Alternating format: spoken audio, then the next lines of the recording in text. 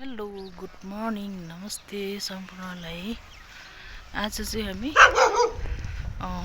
चुमहिमतिर प्रस्थान हुँदैछौँ। छुट्टीको दिन भएर पनि छुट्टी मनाउन हामी चुमहिम रिसोर्टतिर लाग्दैछौँ।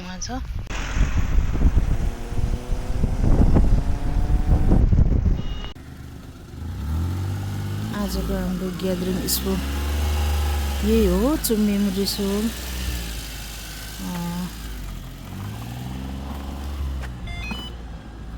हामी 2 जना, यता 5 जना, 6 जनाको टोली, जम्मा हामी 8 जना रहेछौँ आज।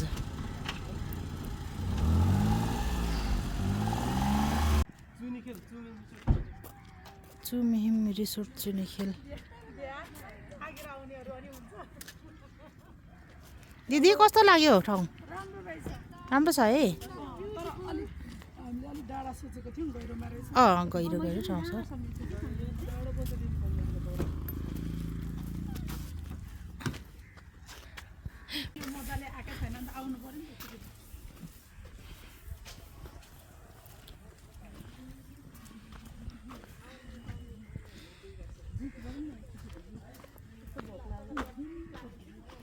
के भयो रे? भोक लाग्यो अरे? के भन्छन् हौ गाइजहरू? भोक लाग्यो पो भन्छन् त। हो नि, दसैँदेखिको सल्लाह दिदी होइन आउने, यहाँ बर्बाद भयो नि। ल, यहाँ देख्नु सक्नुहुनेछ चुमहिम एग्रो टुरिज्म प्राइभेट लिमिटेड। यो चाहिँ यो रिसोर्टको नाम चाहिँ लिम्बू भाषाबाट राखिएको छ। लिम्बू भाषाबाट चाहिँ यसको ठ्याक्कै अर्थ चाहिँ चुमहिम भनेको चाहिँ, चुम भनेको साथी, हिम भनेको घर, साथीको घर भनेर बुझिन्छ लिम्बू भाषाबाट। धन्यवाद बहिनीलाई, धन्यवाद।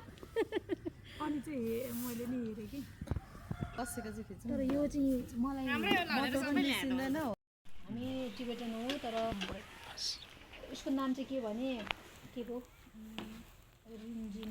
थ्याङ्क यू भाइ। त्यो भन्नु जान्दैन तर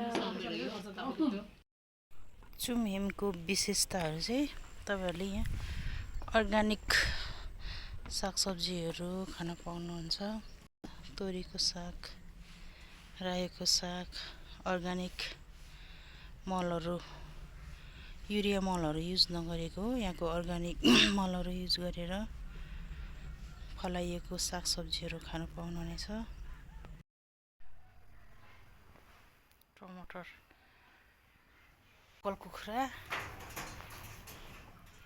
पहिले चाहिँ यहाँ कालो प्रजातिको कडकनाथ भन्ने कुखुरा पनि पाल्नु भएको थियो। त्यो चाहिँ अहिले रहेनछ।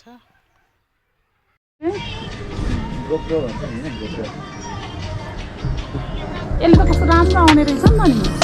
हामी मान्छे त किन्दैन जस्तो छ भन्ने।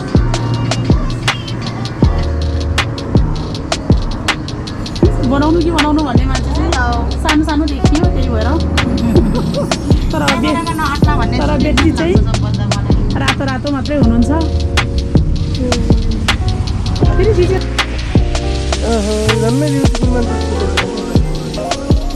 वेलकम छ हाम्रो कुटीमा तपाईँलाई।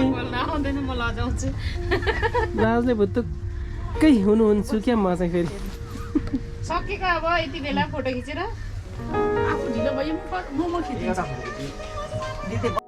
राजा भन्नु त अलिक हुँदैन होला, अब यसो हल्का टुटेन। राजाको शाखा सन्तान हो नि। कुकुर गाउँको शुद्ध हरियो घाँसमा कति फरक?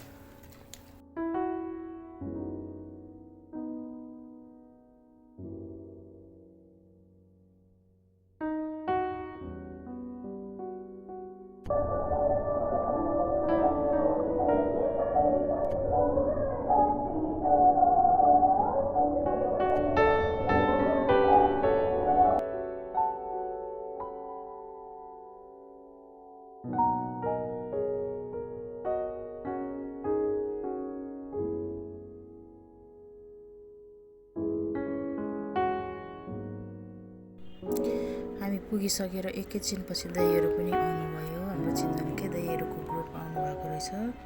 त्यही भएर हामी पनि दाइहरूसँग एकछिन सँगै नाचेर रमाइलो पनि गरियो।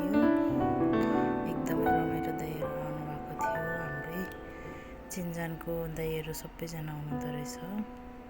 एकदम रमाइलो भयो उहाँहरूसँग नाचगान गर्दाखेरि।